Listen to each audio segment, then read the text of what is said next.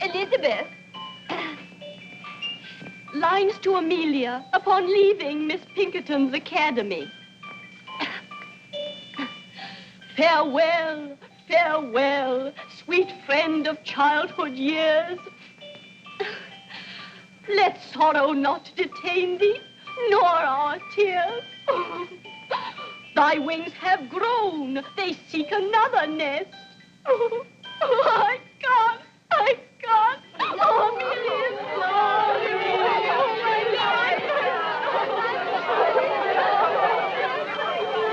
Ah, pity poor Amelia. Now she'll never hear the end of that tender poem. Oh, well, there's too much bad poetry in the world anyway. But, Becky, haven't you a single tear for the years you've spent here? La, my sweet, tears are not expected of charity pupils. Oh, no, no tears. Humility. Gratitude for an education, not very useful, but oh, so genteel. And curtsies for the leftover food at the second table, and the lovely frocks that the other girls would no longer wear. Oh, no, Laura. No tears. We orphans must learn that the luxury of emotion is for our better. Miss Pinkerton herself.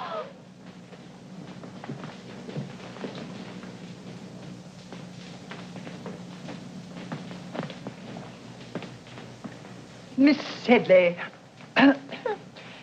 as you now leave us to return to the polished and refined bosom of your family, you depart rich in those virtues and accomplishments which characterize the young English gentlewoman.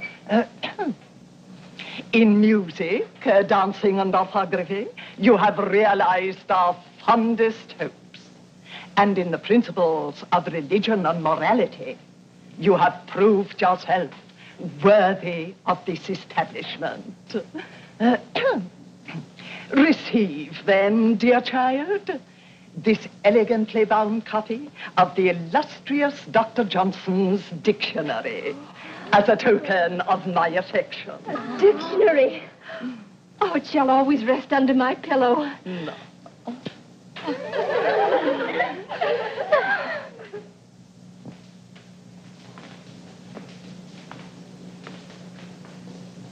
Miss Sharp, the time has come when you go... Oui, mademoiselle. Je vais vous faire mes adieux. Be good enough to respond in the English tongue. Oh, dear, Miss Pinkerton, I'd quite forgotten that you can't understand French.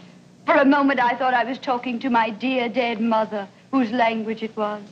But who could blame me or any of us for thinking of you as a mother? Miss Sharp, what I meant to say was, you are about to go forth into the world alone, unaided, to exist by the fruits of your labor.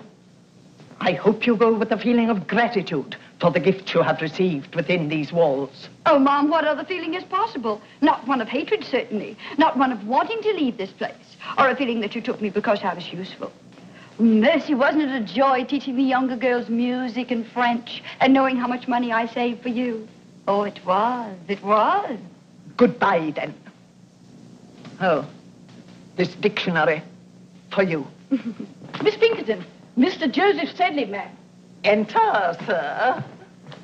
Joseph. Ah! Dearest Jos. Oh, bless my soul, it must be you, is it? Now, Jos, how many sisters have you? Monstrous clever you to put it that way. Monstrous clever. Welcome to Chiswick Mell, sir. Your servant, Your ma'am. sister's belongings are ready. Splendid. Meredith, fetch my sister's trunk. And now let us kiss our little friends, Emmy, and be on our way. Adieu, dear friend. Oh, my Becky, to think we must part now. Yes, part. Where will you go? What's going to happen to you? Who does it matter? Thank heaven you are safely cared for. Oh, Becky, permit me, my brother Joseph. Your servant, ma'am. Who's coming to take you away, darling? The diligence. Public conveyance? Well, it'll have to do. I've no gallant brother to claim me. But my 4 horses claim you, that are waiting outside. Miss Sharp's traveling arrangements have already been made. What is your destination? Well, I have no destination. Not until I find a home, or a room, a garret, any pillar to lay my head upon.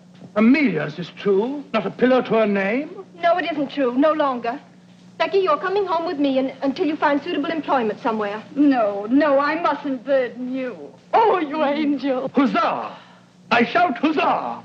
My man will see to your trunk presently. I feel it my duty to warn you. I can't abandon her. She has nobody. Nobody. Goodbye, Miss Pinkerton. Goodbye. Miss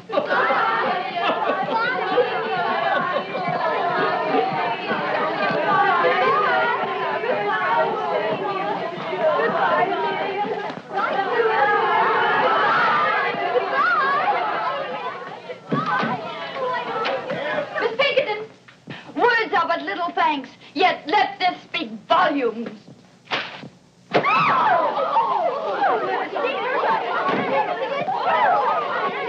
Back to your room.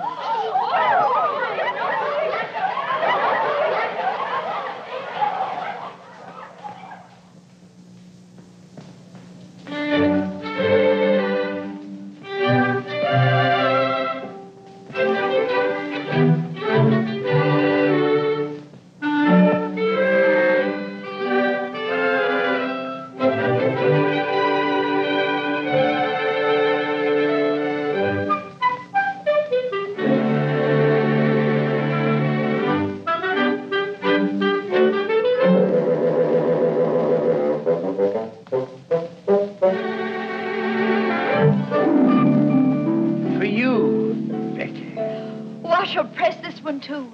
I've kept all of your dear flowers. Becky, I don't know what to say to you. By Jove, dare I call you my... Your what, Joseph? My bird? Or something similar? I wonder if young Osmond in there is calling Amelia something similar.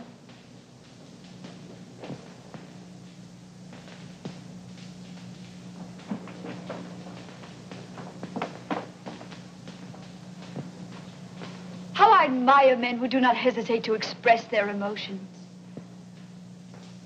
And I offer you my heart, my true affection. I offer you love, Amelia, and a lifetime of devotion. Now you have heard us both. The choice is yours, madam. Why do you make it so difficult for me?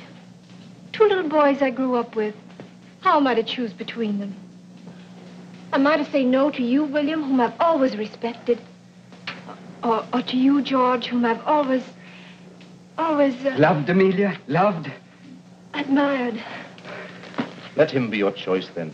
Take George. Oh, my dear. Oh, I shall love you none the less always. Only I shall think of you as a sister who is married to my best, my oldest friend. William Dobbin, no man ever had a truer friend.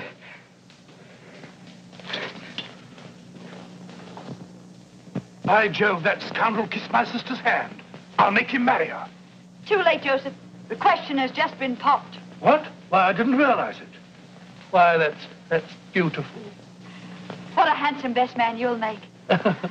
Only I'll not be there to see you. I'll be gone by then. Not if Joseph Sedley has anything to do with it. How can Joseph Sedley keep me here? By offering you the continued hospitality of his father's home. You're too noble. Well, if you were to keep me here any longer, I should never want to leave. I dreamed that I could stay forever. Oh, see you about me, receive your roses. An idle dream, isn't it, Joseph? A foolish, unrealizable dream. But I must face the world, look for employment. Becky, don't. What is it, Joseph? Do you care? Do I care? Why, when I think of you without a home, I'm completely unmanned.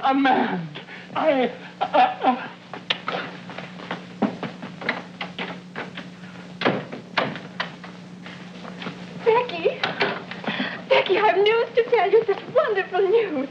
George has asked for your hand, and you've accepted him. Oh, my little blushing bride. You're happy? Becky, you'll never know how happy you're not loved. Oh, perhaps I am. Perhaps I, too, have given my heart. And you never told me about it. We wanted to surprise you. Joseph is so shy, so timid. Oh, Josie. Oh, Becky, you poor girl. Poor? Is Joseph so undesirable a match? Oh, then it must be I. Oh, Father would never approve. I know him. I understand. I've reached above my station. I've no fine pedigree. Oh, stop, Becky. Father has ambitions for Joseph. He plans to send him to India on government service. Wise father. Well, don't weep, precious. I'll marry one of these days, some worthy tradesman, a draper, a greengrocer, someone humble, fit to my position. Present my compliments to your father and say that I'm leaving tonight. And good luck to Joseph, the civil servant. The government needs men of courage, decision, men of brains.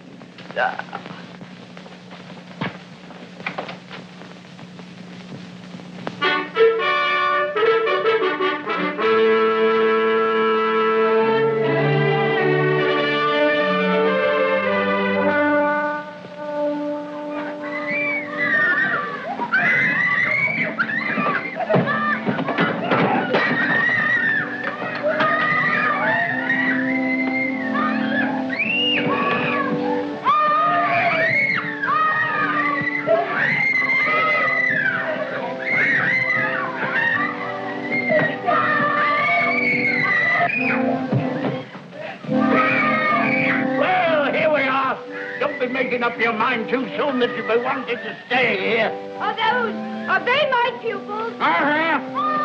Brood of Satan, that's what they are. Well, Missy, for better or worse, you're in Queen's Crawley. The food's bad, the service hard, and the pay miserly. I arranged for the position through correspondence. Sir Pink Crawley said nothing of all this in his letter, did he? Of course he didn't. He'd best the devil himself at driving a bargain. What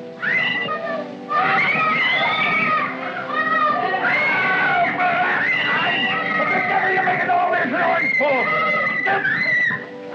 You little devil, I'll be the death of you. Oh, violence, crush your hides. Quiet, you hear me? Children, your governor. Come and meet them. Now, try and make ladies and gentlemen of them. If it and this is their brother. Not a whit better than they for all his holy years. I welcome you under our roof tree. May you find peace and happiness here. Peace and happiness, he said. I don't think I've had sufficient training for the position your father so kindly offered me. If you would so inform the baronet. He informed the baronet. Hasn't the baronet ears of his own to hear? Bless you, missy. I'm Sir Pink Crawley, and these are my children.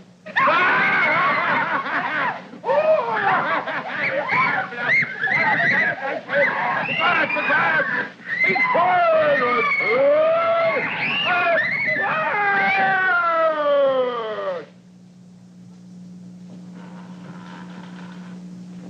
And that's another son.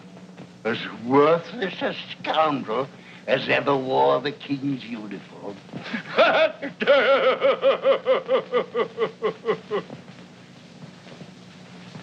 Then you'll not be staying, eh? Pox, take it. Why, you're the prettiest governess I've ever had my hands on. Sir Pitt, as I was saying, although I haven't had enough experience for so exacting a position, still I should like to accept. These dear little children have completely won my heart. Ah, you'll live to regret it, but I'm glad. My name is Becky, darling. Would you like me to read you a pretty story? No.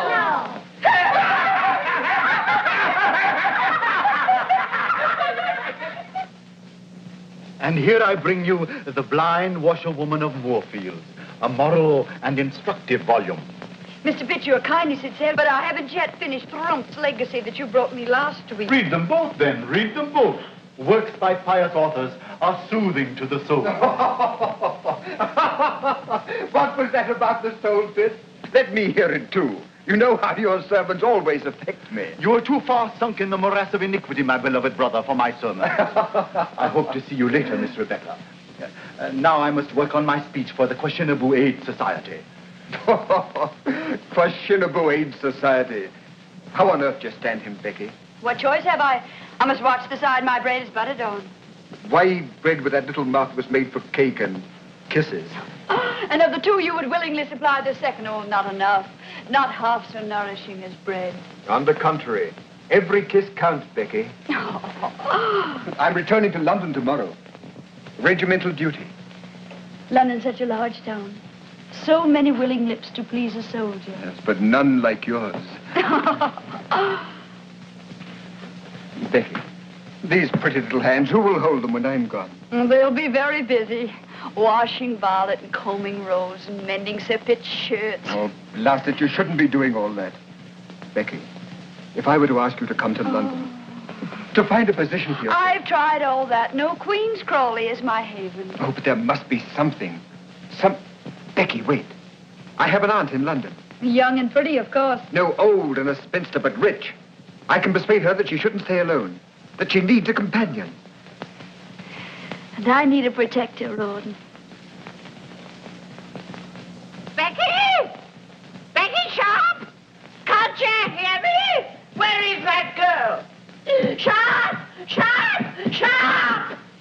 Miss Crawley, ma'am, are you perhaps calling Miss Sharp, ma'am? No! I'm calling on heaven to help me preserve me calm. Where are my drops? Where's my jelly? Am I to sit here and be murdered with inattention? Where in blazes is that misbegotten girl? Miss Crawley, ma'am, if I may venture the opinion, ma'am, Miss Sharp has left the house, ma'am, probably on some dark, amorous errand. Some dark, amorous errand, eh? I wouldn't put it past her. Oh, I've been watching her for weeks. A smile for the butcher and a smile for the baker. That girl hasn't a principle to bless herself with. That's what I like about her. Yes. What are those weeds doing here? You know how vegetation nauseates me. But these were brought by your nephew, ma'am, Captain Crawley. They're a cozy nosegay. Throw it out. And throw my nephew out, too. What the devil is he doing round here every single day? Well, that's not hard to guess, ma'am. Miss Sharp has a way of blinking and a way of winking. Briggs, are you suggesting that my nephew would as much as notice that girl? How dare you? Show him in. And get Miss Sharp for me. Go to her room. Get her. Don't you come back here without her. Yes, ma'am. Oh, my head, my head. I know I shall get the vapors. Crawley is awaiting you, sir. Dear Aunt Julia. Well, sir, to what am I indebted for the questionable honor of this visit? To the affection of a devoted nephew. And do devoted nephews always get themselves oiled and barbered to call on their maiden aunts? Huh? Or did you hope to find Becky Sharp at home? Answer me. Becky, eh? No, I'll not have you so much as look at Becky. Remember that. Why, that girl will twist you round her little finger. Yes, but Aunt Julia, I assure you... Don't assure me, sir. I'll assure you. I've been indulgent, I've been generous, I've paid your card debts, and I've laughed at your extravagance. But I'll not have you ensnared by any calculated little snip of a menial. The woman you marry must be a lady, and a lady of quality. Oh. How dare you come bounding into the room like this? Oh, just as I knowed. Miss Sharp's not in her room. She's not in the house. There isn't a stitch of clothing in the closet. And there's a trunk all packed. Trunk? Packed? Well, where is it? Bring it here. Instantly. Well. You expect me to go for it myself? Hurry. Well, who is it now? Am I never to have any peace? Ron, put that brandy down. Ardent spirits are for invalids only. Give it to me. Mr. Crawley, man. That puling hypocrite! Don't you dare show him in! Well, sir, isn't London difficult enough without your presence? Here you come, reeking with the vulgar odors of the country. Madam, I've been sent by my good father. That old reprobate, what's he want? My dear father wishes to know if you still have need of Miss Rebecca's services. I certainly haven't, but neither has he.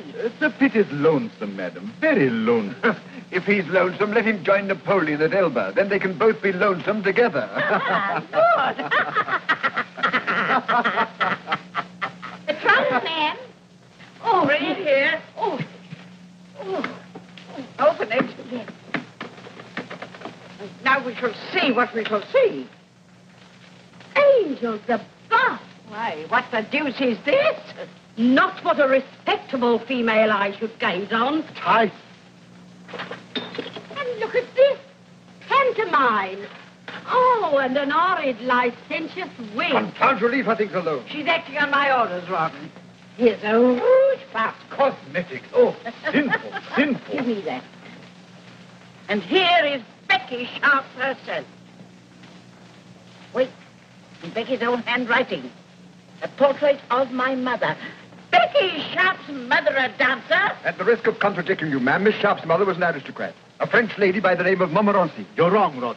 I have it on Miss Rebecca's own authority that her mother's name was Denier. But here it says, a portrait of my mother by my father. A painter fellow. And I had it on Becky's own authority that her father was distinguished and rich. I don't care what that dastard thing says. I don't believe a word of it. Not a single word of it. Believe it, Tim Crawley. Believe anything. Everything. Only these relics, they're mine, sacred to me. And no hand shall ever touch them but my own. How well I remember that sweet smile. Her portrait, painted in exile. This is how she looked, always when she bent over my bed, singing me to sleep. Yes, my mother was a dancer. She danced herself and she taught others to dance. But she was an aristocrat, oh, make no mistake about that. A Montmorency of the finest blood of France. And that was the thing for which she was exiled by the revolution. Her chateau burned, her estate confiscated, her fortune taken from her. Yes, she danced. Danced to feed her baby, her only child. To clothe me. To shelter me. Do you wonder now why I treasure these things that remind me of my sainted mother?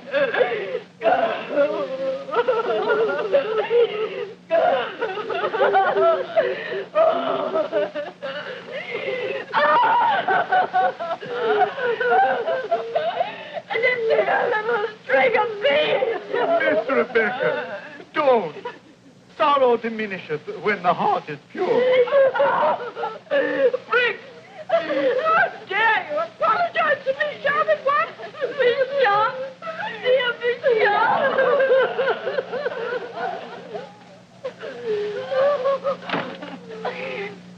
The poor girl!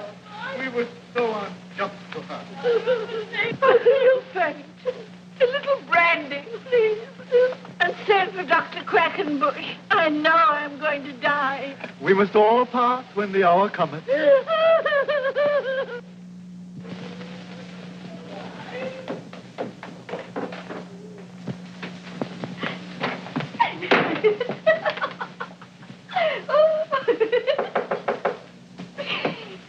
Come in.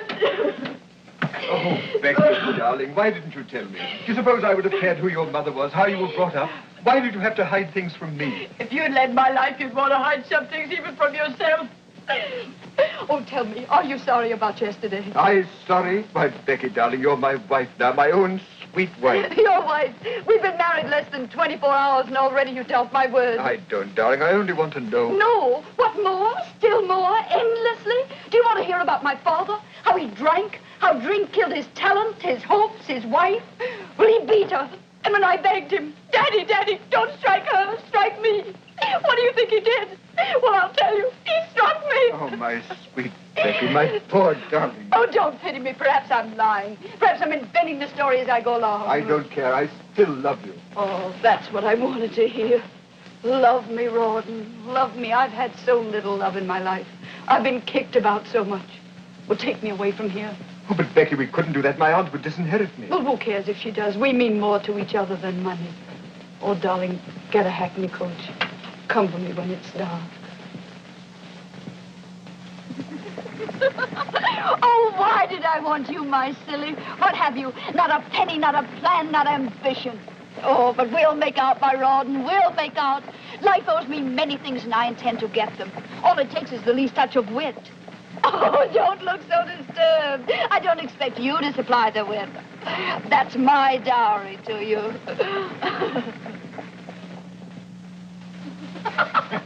Lieutenant Osborne, you cynic. I'll not have you saying such things in my house. Marriage is far too sacred to jest about. Amelia, did you hear what your husband said? No, darling. That Rawdon was prolonging our honeymoon just to scare other men away from me.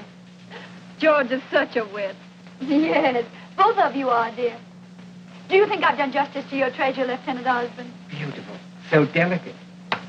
Is that all the praise I deserve? Oh, Amelia, your husband's embarrassing me. He simply doesn't respond to all. Don't be too critical, love. Your beauty is too gentle to reproduce. Becky, how talented you are. He's lovely. Oh. George, what the deuce is keeping you? We want you back in the game. Oh, George. George, please don't play anymore. You've lost so much lately. Oh, let him play. Gambling's an agreeable vice for young men. We can't afford it. We're already in debt. Debt? Lo, my precious, look about you. This is the house the debt built. Why, and wearing debt, you're standing on a debt rug. Oh, we must owe money to every shopkeeper in London. We mustn't, but we do. Come on, George. Let me touch your hand. It'll bring you luck. Now, gentlemen, I said 8, and I keep my word. Only 3 short. Throw him out. It's my turn. Where's your lady, Rawdon? She promised to stand behind my chair and bring me luck. She promised me that. Perhaps that's the way she entices Rawdon's victims. The vixen, she plays no favorites, does she, gentlemen? George, would you like to throw next? How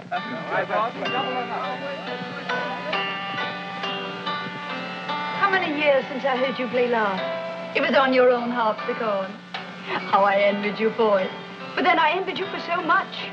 For all that you had, and I didn't. Becky, you envied? You didn't pay any attention to me at all. You were too busy with Joseph. That fat brother of yours? Oh, how you all worried for fear I'd marry him. That's why poor Joseph was shipped off to India, wasn't it? Becky, you know Father, he was never mind, pet. That's all forgotten. That's the past. Oh, Becky, you're the most generous, most forgiving darling.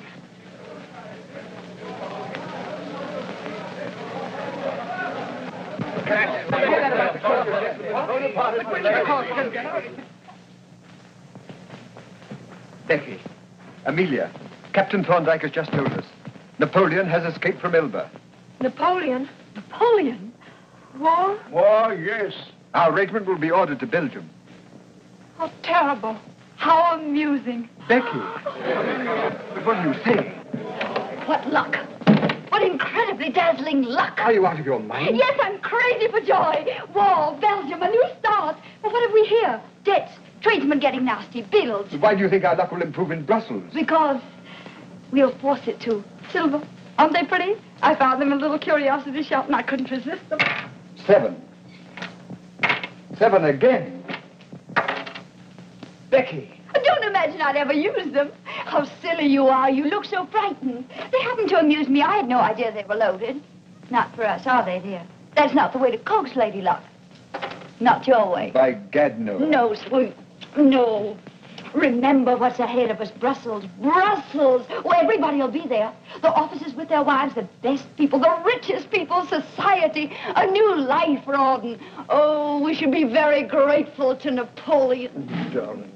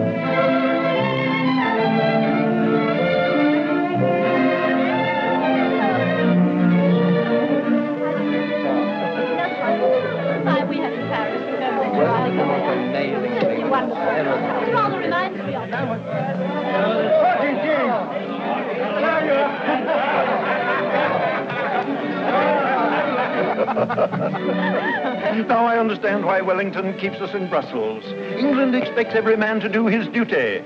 Nightly. Now, General, don't make me sorry I invited you. I shall send you home. To be thrown out by the Duchess of Richmond is the beginning of a social career. Impossible, man. Oh, don't listen to him. I adore it here. So breathtaking, so brilliant. And always the danger of a sudden attack. Oh, no danger, my dear. There'll be no fighting till the Prussians join us. Prussians come. No, I don't. Mrs. Crawley, a waltz, a single waltz. No, don't ask me, not the waltz. Can't I press you, Mrs. Crawley? That's just what I was afraid of. Such an immodest dance, don't you think, Prince? Oh, cling and swing. It's the dance of the angels. Of fallen angels. Mama, she slapped Papa. That was Papa Mrs. Crawley slapped. Pay no attention, Blanche. You're too fine to notice such vulgarity. Ah, that slap. What memories it evokes. Would you believe, Ma'am, Mrs. Crawley honoured my ears once by slapping them? Why, the inelegant creature. Whatever induced the Duchess of Richmond to invite a mere little ex-governess? Don't let me leave, gentlemen. I'm weakening. I find it impossible to choose from among you. Then choose me, Becky. Becky? Don't you know me? Have I changed so much in these few years? Oh, no, it isn't true. It can't be. Not Joseph Sedley. The name sounds familiar to me, Ma'am. By George, Becky, it's good to see you. You haven't changed a bit. I could have picked you out from amongst the regiment. I'm still the same little girl who wasn't good enough for you to marry. Oh, don't say that, Becky. You know I'd have married you in a moment if it hadn't been for those elephants. You know, it was Father who shipped me off to India to hunt the blasted pachyderm. I know your dear little sister Amelia told me all about it. But then, what were you doing in India, John? Your son? Becky, you blackened my character. No, I collected taxes and butterflies for a prince. I gave him a lot of butterflies. Well, I'd rather hear about the taxes. Come, let's make Rawdon listen. Rawdon, where is he? 3 eighths, good for 6, and 1 for his knob 7. Sorry, old chap, my game again. As usual. It's nothing but luck, eh, Rawdon? Nothing but luck, George. Very good, then I owe you £30. Oh, George, I brought you a dear old friend. How are you, Rawdon? I've already seen Joseph, all of him. Well, you've been neglecting me all evening. Take me for a dance, George. Joseph will play your silly cribbage. Oh, Rawdon, perhaps you'll let him beat you at billiards. Billiards? I haven't touched the cue for 3 years. Oh, Joseph. Although we have a similar game in India, except we play it with 1 ball and a mallet on horseback. I'm dying for a dance. No, I want to talk to you. Here. Now you shall give me my answer. I'm not very good at giving answers. I so seldom listen to the questions. You'll listen to this one. Why didn't you reply to my letter? Because only very silly people put such things in writing. Rawdon can read, you know. What if he had seen your letter? Somebody had whispered about it into Amelia's pearly little ears. It's too late for me to be concerned about Amelia. You and I are going away. Are we? I love Rawdon. Always remember that. I remember it daily. I remember when I lose to him £10, £50. I tell myself it'll buy so much lace, so much silk for Becky. Champagne, servants. You've been expensive, Becky, but I lost willingly. Now I've no more. I'm in debt. Have you ever tried to borrow? Not a bad method. There's no one left to borrow from. But that doesn't matter, does it? You don't care anything about money. You make such charming conversation. Why do you deprive Amelia of it? Becky, listen to me. No, I don't want to go in there. I can't bear to see them together. Becky on George's arm. George is either dancing with her or losing at cards to her husband. Oh, William, I can't do anything. I'm helpless. I'll take Becky for a dance. And after the dance, she'd find him again. Trust her. Oh, if I could only make George understand. And there's another thing I didn't like about your letter. You misspelled every other word. Oh, hang my spelling. Don't play with me. Is there someone else? No. Who is that man? Oh, I intended just a homely, intimate affair. A little singing, dancing. Oh, my dear, dear Lord Stane. Dear Lord Stane, I've been looking for you. I thought you were hopelessly lost. Your Grace, you must blame the Polish ambassador. Ah, diplomatic secret? Not at all. The ambassador has too pretty a wife. She has won me over completely to the Polish cause. At least to the better half of the Polish cause. Tell me, what is his name? I want to know.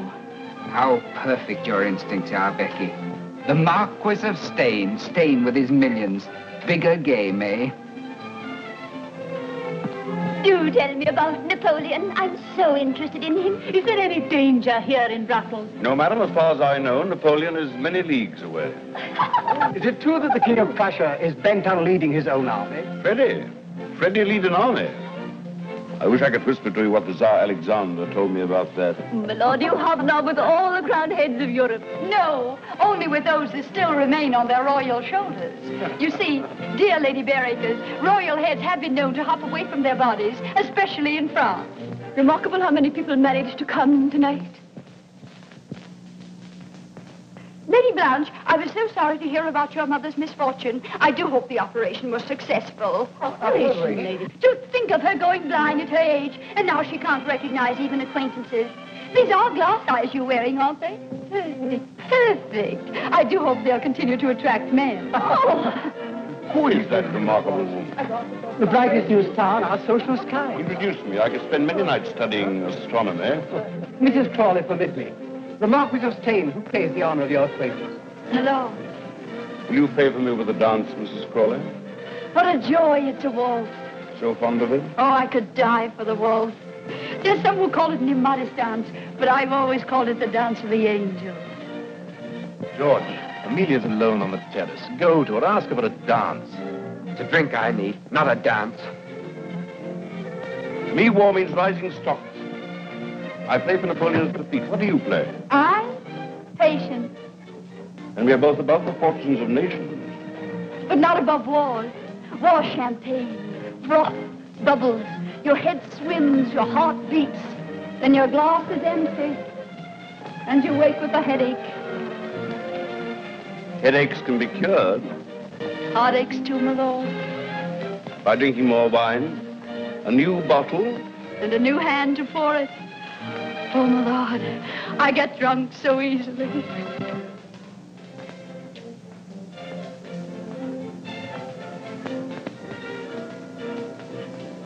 Are we both waiting for a light in the sky, madam? Yes, I want this night to end. I don't want the dark. Heaven help us if it ends too soon. If light comes before it's due. Your Grace, Who is that man? Duke of Wellington. Oh. What's there in the distance? There, a village, small village, Waterloo, or some such name. And then they went on from there. And it was at that point.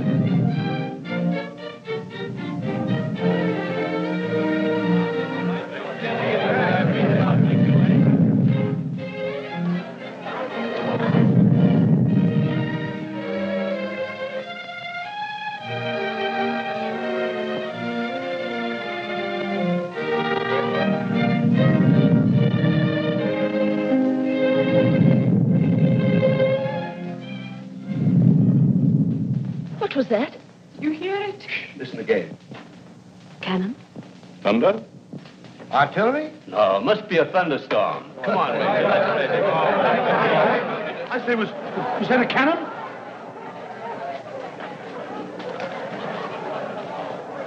General, Your Grace, can they shoot this far? Sometimes I almost wish they could. Oh, it's nothing. It must have been the wind. Just a thunderstorm. I was so frightened. It's a false alarm. Just dance.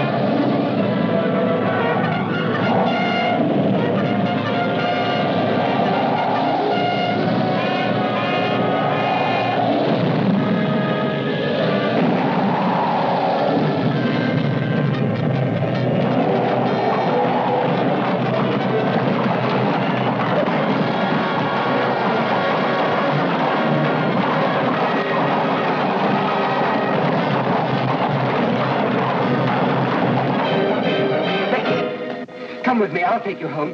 We could still leave.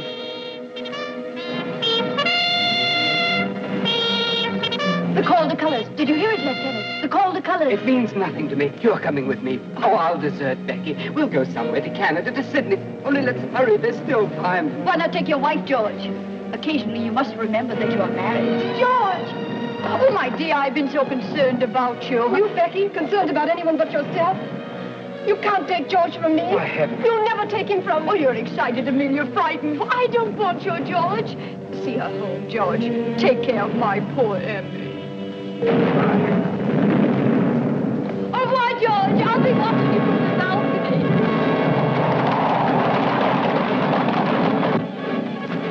Ron! Darling. Oh, Ron. Darling, where have you been? Wellington's orders. I just dashed back for a few moments. Oh, darling, I have so many things to tell you before I go. I've been happy with you. I've gambled and I drank, but always I've loved you. Loved each other. Understood each other. Take this money. I shan't need it. And sell my watch, my silver dressing case. Oh, darling, I leave you with so many debts. No, and sell my 2 horses. Don't think about money. I'll make out. But I'll pray for you, Ron. I want you back. I love you. I love you now. I've never loved anybody else. I must go now. But remember, never forget this. I worship you, Becky, from your little toes up.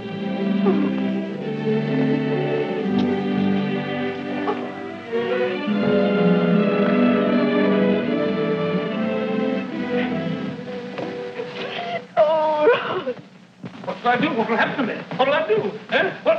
How shall I get out of here, eh? Answer me, little devil! Answer me! No horse, I hear. All join the army. Now what? Now what? Am I to rot away in Brussels? Why did I ever leave India? Why? Why?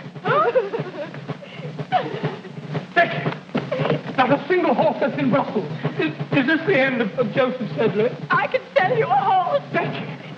I can sell you 2 horses, 1,000 apiece. What, you're robbing me? 2,000 for the pair. No, 500. Do you prefer to walk? You get winded so easily. 750 for 1 horse. Your proportions call for 2 horses. 2,000 for the pair. £2,000. I'm ruined. Ruined. I could have bought a herd of elephants for that. But Becky, where are those horses? In the main stable. They'll recognize you.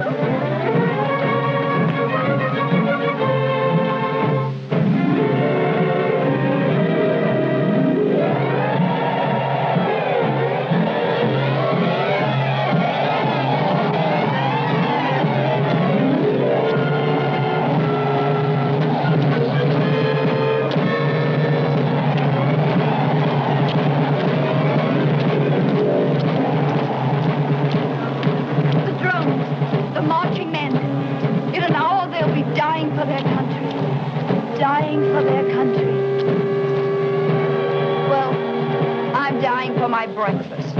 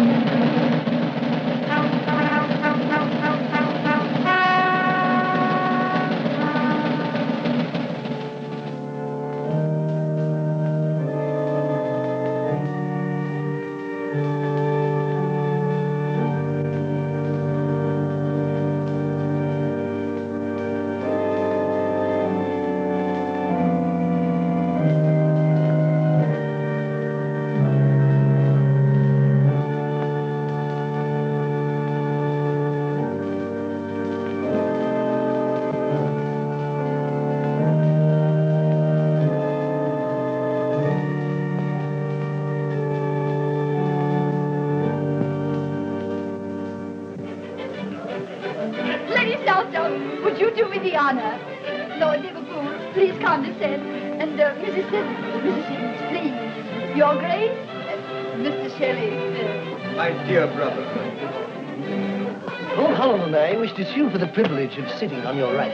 The loser is to challenge the winner to pistols at 40 paces. Lord Holland's seat is next to Lady Southdown. And you are by the famous Mrs. Siddons. What would Mayfair say if the dangerous Beau Brummel sat next to me? Clap that hand. You can't clap your hands when you're whispering behind your palm. Lord Stane. Huzzah! I shout a heartfelt huzzah. With all these famous men here, I feel I'm sitting in the House of Lords. Or lying in Westminster Abbey.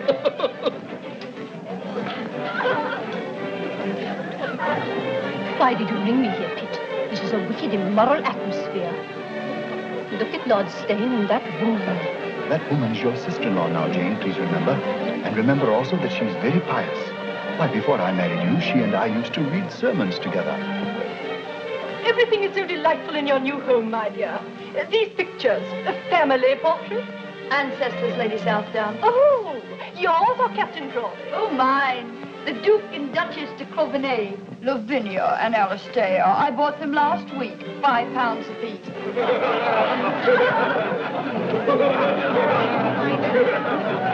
Bravo. You've got the meeting out of your hands. Well, they may bite it later. Becky, you've arrived.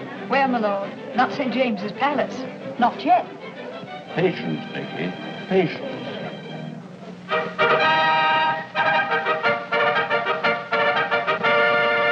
Presented, Miss Elizabeth Portley Cooper.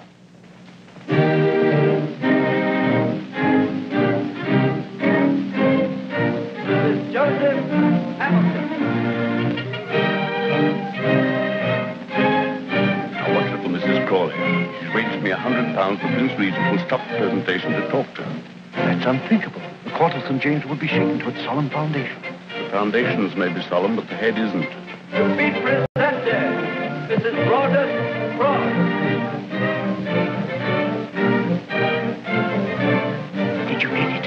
Yes, I have the address. And the man absolutely guarantees to take £10 off you a week. Ah.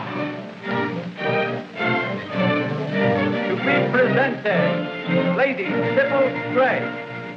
Voilà, madame. Oh, exquis, ravissant, séduisant, madame. Monstrous elegant, Becky. Monstrous. Tell the messenger I'll keep it. Il ne peut pas le laisser sans avoir reçu quelque chose. Is the man mad? Can you imagine a tradesman demanding cash in this house? An outrage. Shall I kick him down the stairs? Be your usual gallant self and just pay the bill. Voilà, monsieur. £25. Oui, monsieur. Well, I don't pay that much for my Sunday breeches. Merci, monsieur. Look here, Becky. Every time I come here, it costs me money. You either borrow, or I have to gamble and lose, like a gentleman. Why do you come? To advance myself. Did you or did you not promise me that Lord Stane would have me appointed to some post? Well, I've spoken to him, and he thinks you'd make a very fine consul at some distant spot. When? When? I thunder when? Promises are not enough. Am I a consul? Do I wear a sword and a cocked hat? And do I stand for the British land? No. Thrice no. Yes, thrice yes. It's all settled. You're to be made consul for Sierra Leone.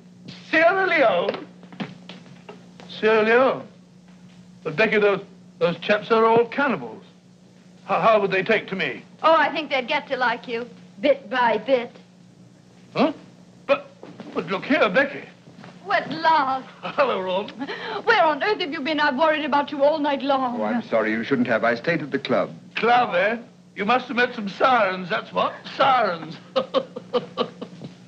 Come now, Ron. Confess.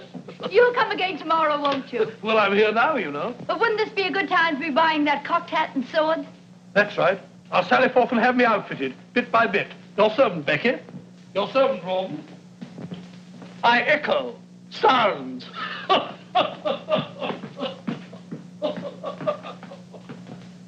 Curry and Carter, £37 for livery.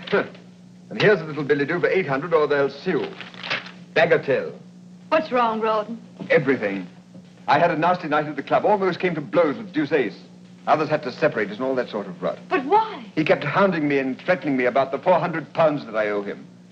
He demanded immediate payment. Well, a pretty time you picked. We haven't sixpence. I know, that's the devil of it. After the row, it became a matter for the entire club. Naturally, a debt of honor. I was instructed to pay immediately. Well, You go away for a few days and the whole thing will blow over. No, it won't. This is not like owing money to a shopkeeper. This is a gambling debt. I pay or I'm expelled. Captain Dobbin is in charge of collecting it. Who? William Dobbin. He represents the club. Oh. Do say that little swine. Why, he was here last week and he never even mentioned the debt. He and I gambled while you played billiards. Gamble? What did you play? Dice, and I won. For heaven's sake, you didn't buy The any... loaded dice. Oh, come now. I promised you I never would. A promise is a promise. Why, I don't even know where they are. I seem to have lost them. Why do you look at me like that? What do you see? Did I become a liar, a cheat? Oh, no. But how can I help worrying, Becky? So where is all this leading us? Is there any end? Are we getting anywhere? Who knows? Who cares? We live elegantly on nothing a year. Look at all the splendor. It won't last. We're paying heavily, little bits of ourselves. Well, it's worth the price. Women who cut me last year would give their eyes to be where I am now because they envy me. This is what I've worked for. I won't give it up. Don't ask me to. Oh, darling, enjoy it with me. But I can't get Dusace out of my mind. Well, I'll raise the money somehow. I could borrow it from... Stain? You won't, not from him. Well, we have to take the money where we can find it. Not Stain's money. I won't have all London thinking that... You don't really trust me, do you? Is that what you wish to Oh, believe? no, darling. I'll believe only what you tell me and nothing that you deny. Oh, then believe that I'm your Becky and that I love you and nothing else matters. Oh, don't worry, darling. Perhaps Dobbin can be persuaded to wait. Mrs. Crawley, I'm a brother officer of your husband's, and I'm sincerely trying to help him. And all I can say is that the debt will have to be paid promptly. It's a debt of honor. But I've told you we have no money. Where do you propose I turn for 400 pounds? I've no suggestions to make, and I'm afraid you'll have to raise 500, not 4. Really? 100 pounds added for interest or damages to Dusace's wounded feelings? I'll try to explain as kindly as I can. Mr. Dusace came to me privately. He was too much the gentleman to charge this before the club. It seems that you played dice with him sometime last week, and he lost 100 pounds. He did? Well, it's so hard to remember. At your house, you used a pair of silver dice, loaded dice. He managed to take them with him after the game. Unfortunately, I've never seen them before. Do you intend to use them? I hope not. Oh, come, aren't you rather enjoying this? Here I am. You've always considered me Amelia's bad angel. You've always hated me. Now I'm in your power. Well, not in my power. I'm still trying to help Rawdon. Oh, of course. Then this isn't a personal matter. Then, if I appeal to your chivalry, would you lend me the money? No? But perhaps you'd grant me a delay. I don't think I could persuade Mr. Dusace. I didn't think you would.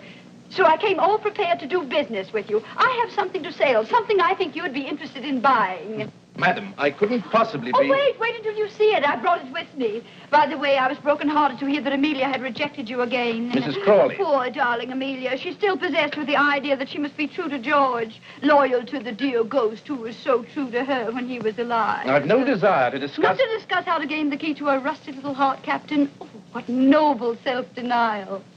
George wrote me a letter. Not a literary gem, but clear. The idea was that he and I elope. You remember the Duchess of Richmond's ball? We were to go away that night. Oh, it would be invaluable in your courtship. Can you imagine the change it would bring in Amelia? It's for sale, 500 pounds. Mrs. Crawley, women like you... How much time have I to pay? Till tomorrow morning. Oh, generous, generous. You'll get the money.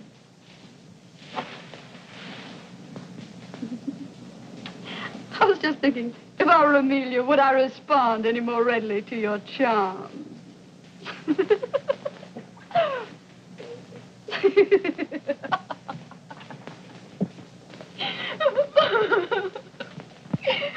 I walked up and down in front of the hotel, and I didn't dare come in.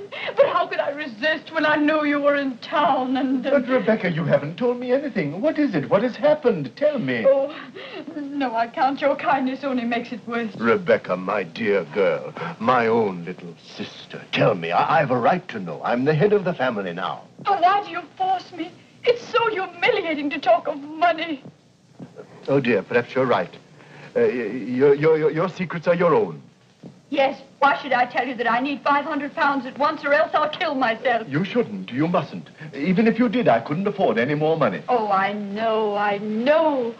You've always been most generous.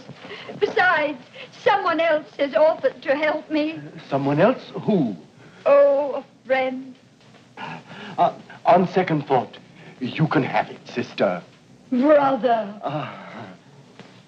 But on a condition, that you let me rescue you from an unholy and imprudent connection. Oh. I refer to the Marquis of Steyne.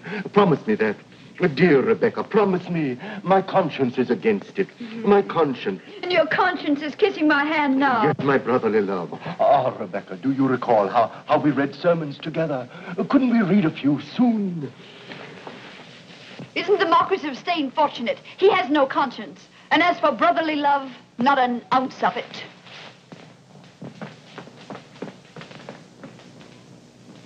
Thus each performs her part, Mama. The birds have found their voices. And I'm to find 500 pounds for you and thus perform my part. Blowing rose of flesh, Mama. Her bonny cheek to die. Why do you sing, my dear? It's such a prosaic matter. I sing because I'm embarrassed, and I sing because I hate to beg. I'm sorry I appear to make it so difficult for you. The money is at your disposal, of course. And what's it for this time? Pretty ribbons? Toast for your breakfast? Or to say my name? Or charity? Ah, charity. There we have it. I'm trying to help an unfortunate man with a deserving wife. Perhaps you know them. The Crawleys. He got in a disagreeable mess at his club. A gambling debt. I'm delighted with the opportunity to serve you. If I give you this money, will you consider the possibility of granting me this evening that little supper that you've promised me for so long now? Oh. I've been very patient, you know. I am sorry, but Rawdon and I had planned something else for this evening. Will he not be going to the club in a hurry to pay that unfortunate debt? Perhaps.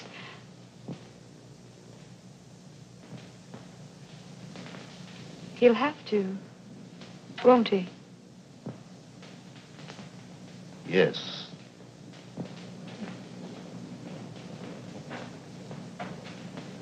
Thank you, my dear.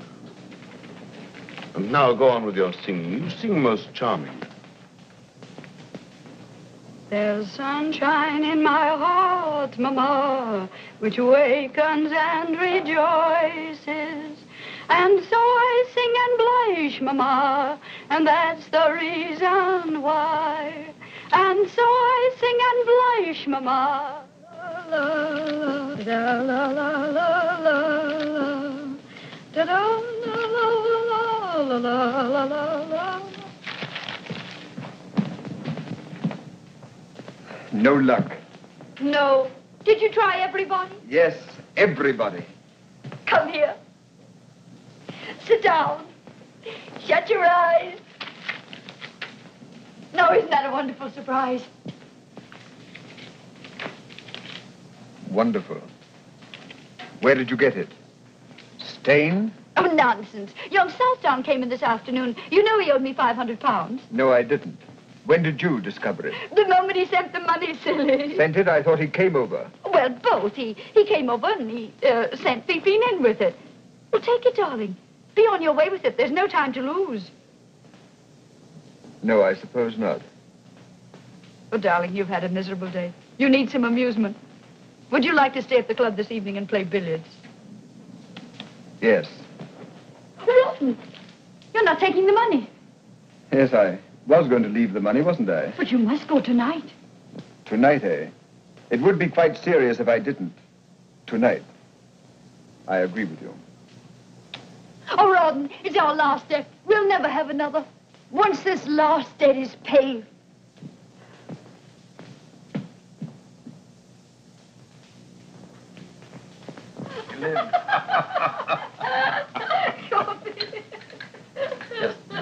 But did it really happen? Well, it may have. No sugar. Thank you for remembering. Ah, your little heart is flooded. And my little head is in the And clouds. your senses swim. Don't leave that out, Becky. In a sea of happiness. I don't know what I'm about. I'll tell you. You are about to eat a strawberry. I saw you watching them while I was kissing your hand. My lord, you've wounded me. Do you question my emotion? On the contrary, I'm flattered that a midnight visit from the wolf should prove so exciting to a lamb of your coolness and self-possession. Well, I'm sorry to disappoint your lordship, but this lamb is far from being excited. She thinks there's some good in every wolf. Poor, optimistic lamb. What was that? Nothing. Somebody singing in the street or quarreling or making love. Why, you don't expect an intruder, do you? No, returning husbands can hardly be called intruders. What a pity that yours is forced to remain away. You seem confident, my lord. I am. Curiously enough, Mr. Crawley was arrested by a bailiff just as he was entering his club. Arrested? So I have reason to believe. Of course, I wasn't there to see it myself. It was a most unfortunate mistake. In the morning, the mistake will be discovered. There will be apologies. The whole thing will be treated as a harmless little joke. Only a joke. Then we are free to enjoy the wine. And with your wit and charm, how easy it'll be to forget everything. Not everything, Becky. You mustn't forget your ambitions. Ambitions? I worked like a galley slave to get into your fine society. And what have I got for it? The privilege of dining with the dullest people in London. You can't have ancestors and not be dull. I'd rather be a parson's wife. But you're not, Becky. You don't cook and sew and mend stockings? No. Nor do I replenish the earth.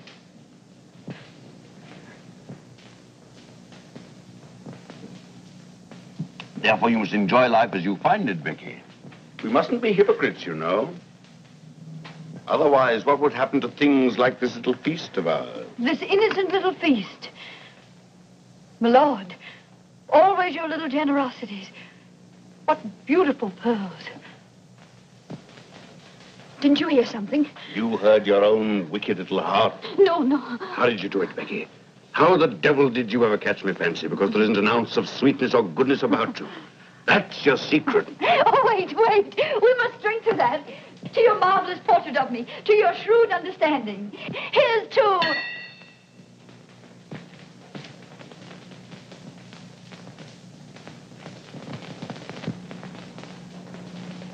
Ron, my lord and I having...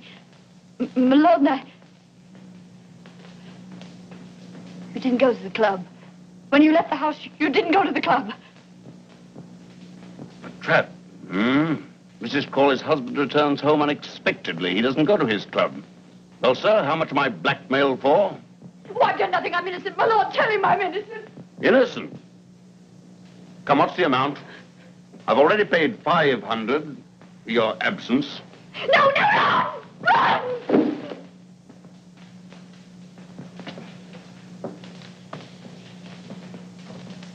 I'll make you pay for this. You'll regret this to the end of your life. Why bother? Why squabble about something that you don't own and I don't want? Rawdon, listen to me. If I've ever done anything... Those pearls, take them off. I can explain. I've nothing to hide. All the world might have been here. Don't hate me. Oh, let them go. I don't want them. It's only you I want. I love you. I love you.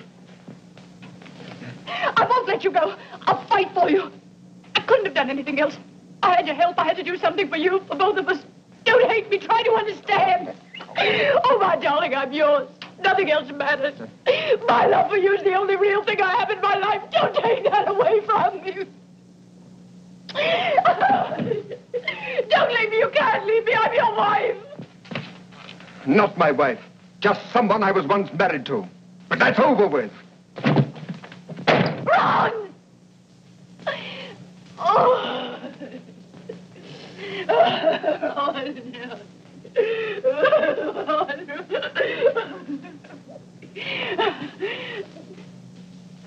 Oh. They'll all laugh at me. Oh, how they'll laugh. Oh.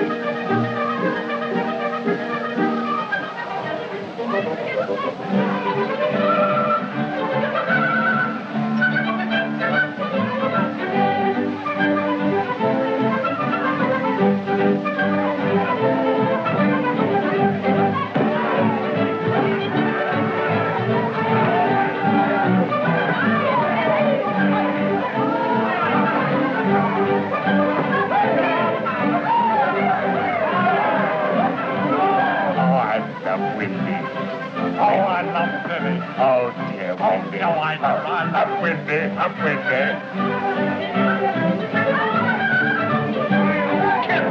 Capital. I had no idea that the places existed. The seamy side of life, my boy. The seamy side, eh? Yes, and we've been watching the sea.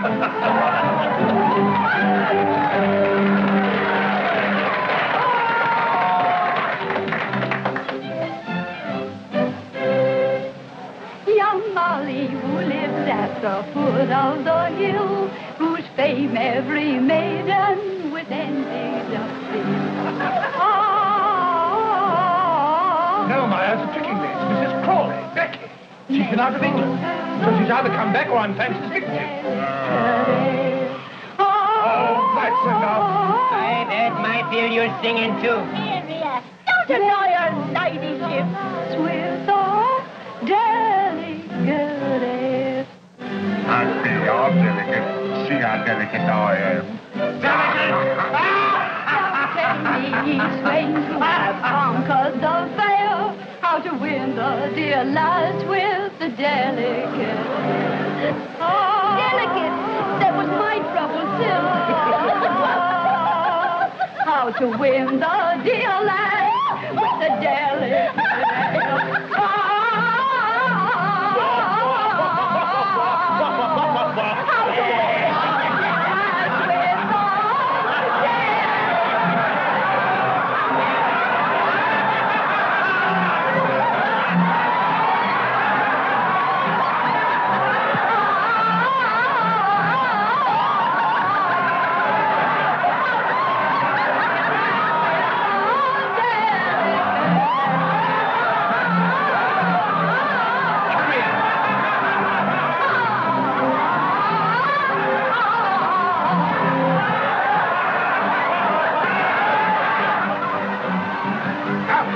With you. You imposter. You fraud. You disgrace my house. The finest place in Bath. A pigsty run by a hog for swine. And what are you? A lady.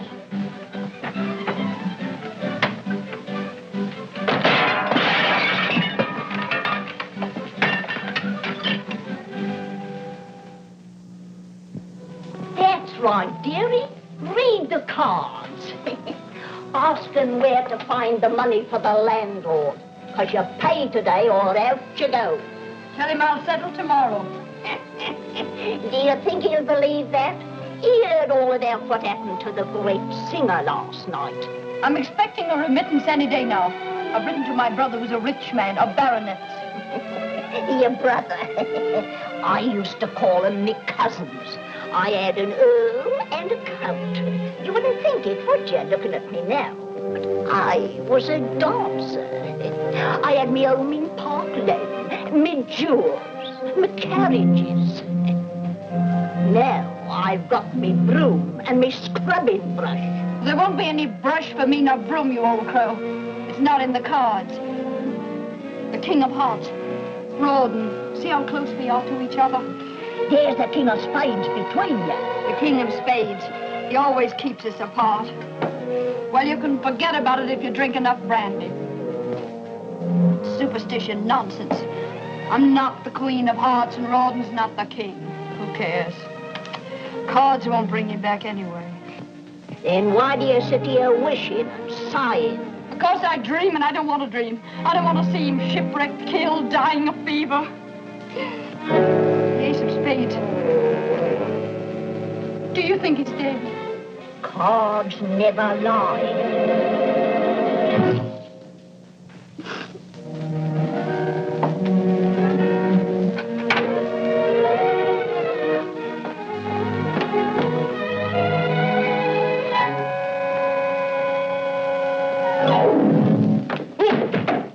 Now, what the devil? Perhaps they're not welcome. Here. Mrs. Crawley? Becky? Come in. Becky! What a time I had finding you. What happened to you after the theater last night? Did you fly off in a balloon? Becky, you mustn't look away. Emmy, how can I face you here, looking like this? Joseph, my gentle friend. Ah, that's better. Thought you were going to throw me out. You know, that brush in my stomach wasn't very cordial. Emmy, what are you doing here? Why did you come? Nothing could have kept me away. Oh, but when Joseph came home and said that he'd seen you... I said, Emmy, I've just seen Becky cutting capers. She said you didn't. I said I did. Capers. We've gone on arguing for hours. But Dobbin arrived with a pineapple. Dobbin? Is he with you? Are you married to him? Oh, no, he just happened to accompany us. He's been happening for years. What I mean to say is accompanying Emmy. At this very moment, he's down in the tap room, accompanying a mug of beer. He wouldn't come up. He still remembers. Don't, Becky. The past must be forgotten. Oh, not that, dear. It's such a mess. I've been too sick, too dejected to put things in order. Oh, it doesn't matter, dear. We always used to sit on the bed for our talks. Come sit by me. Amelia. Oh. Becky, I still have your little bed. It's in my house. Oh. How would you like to have it again for your very own? I offer it to you with all the old affection. Amelia. You can't stay here. Come and live with me. Oh, this is a dream. Dream, eh? Well, it isn't. Leave us, Joss. Go down to Dobbin in the tap room. Becky and I have much to say that's not for strange ears. My ears strange? They're the same ones I've worn for 40 years. Did you mean what you say? Do you know what you're doing for me? You're saving me from myself, from this, from Pitt with his leering charity in his clammy hands. I've written him a letter, pleading for money. You have no need of him now. No, I can go with you. Oh, for the first time in years, I'm happy again. I can breathe. You've done this for me. You, Emmy, you. Oh, always you've been like a sister to me, always. Come in. Oh, you've decided to come up after all. Amelia, Joseph has just told me that you've asked Mrs. Crawley to... Oh, I knew it. It was too good to love. that you've asked her to come and live with you. Who told you the truth, William? Becky's the oldest friend I have in the world. She wasn't always a friend to you. I don't care to remember that. Isn't there such a thing as forgiveness? Forgive her if you will. Help her. Give her money, but don't take her with you. She needs me. She's hard. She's selfish. She'll take advantage of you. As your friend, I can't let you do this. Promise me you won't. I've given you the devotion of a life. This is the only favor I've ever asked of you. If you deny me, this will mean the end of our friendship. I must do what's right. Then, goodbye. William!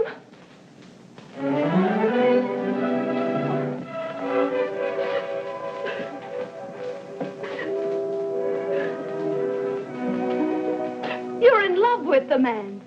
You can't live without him. It would break your heart to lose him. Emmy, I'm not coming home with you.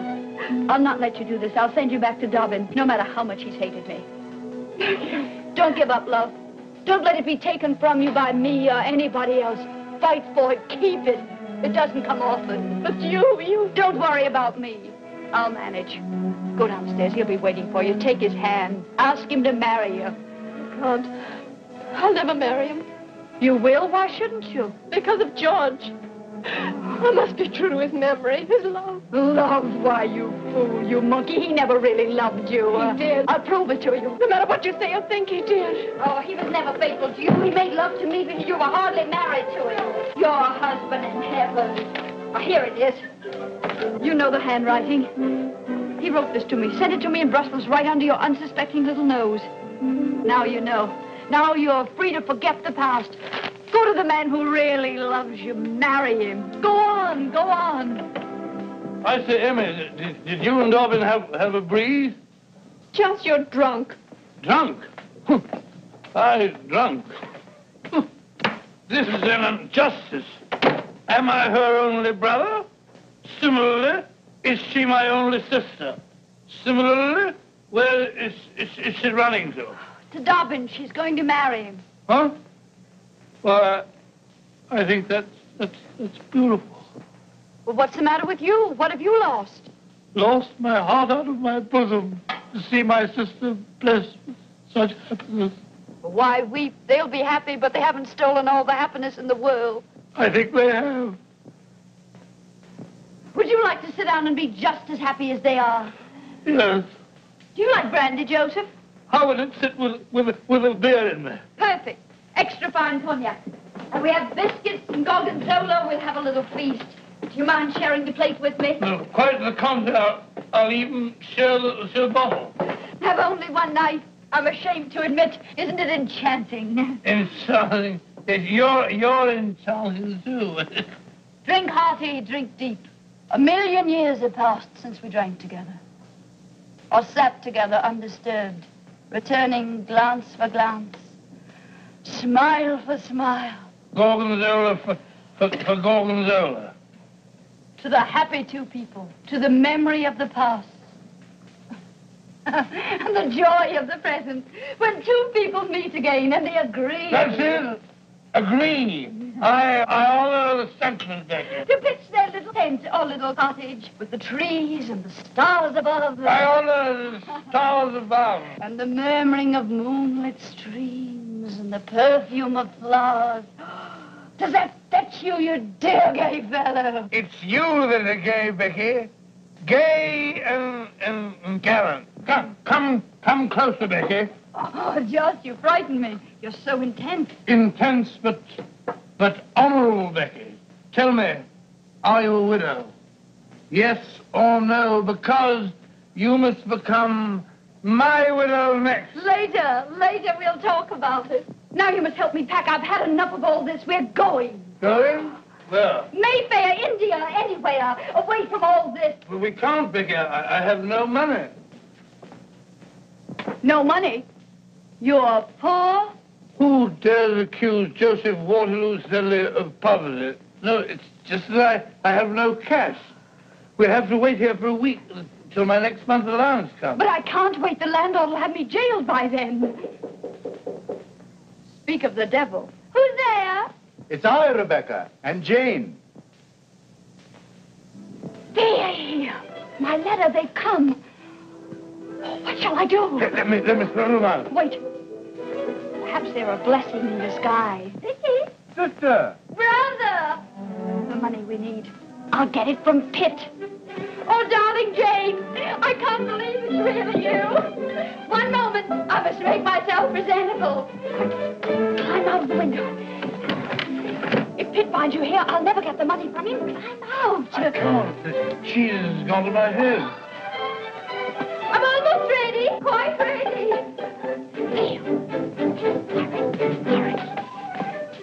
Oh, this bliss, this happiness. Oh, Jane, my Jane, my forgiving kinsman, to see you again, to feel my hand in yours after such a long time. Your letter came, Rebecca. Our hearts were deeply touched by your plight. My prayers have been answered. Yes, we've come to rescue you. To restore you to the bosom of our family, to the tranquility of Queen's Crawley. Queen's Crawley. Oh, I'm overcome. Before we do that, my dear, you must cleanse your soul. Ah. Rebecca, would it not make you happy to go to church with us before we talk of anything else? Oh, I'd go happily, happily. As soon as I settle with the landlord, he'll not let me leave the house until I pay the money I owe him. Isn't the peace of your soul more urgent? Yes, but so is the landlord. Urgent. I trust it's not a large amount. Oh, no. 200 pounds. Settle with him for 35. 150? 50 then. Make it 100, brother. Then we can go and listen to the sermon. Oh. Thank you. What was that? Aren't you alone? Alone, always alone. It must have been a mouse. And now, dear, get your bonnet and come to regain peace. Yes, regain. Peace. Oh, peace. Regain. Bonnet. Oh, what's wrong? You ill? My heart. The excitement of seeing you again. Water. Oh, no. Perhaps I'll feel better soon if I rested. Yes, rest. And I shall stay with you and care for you in your need. Oh, no, you mustn't. I'd never forgive myself if you missed the service. You must go, dear. I'm used to my solitude. Please go and come back for me later. Come, dear, Rebecca's overwrought. Soon she'll be better. This book of moral precepts which we brought you. When you're better, read and profit. The title is Rewards of Virtue. Until later then, poor child. Rest well.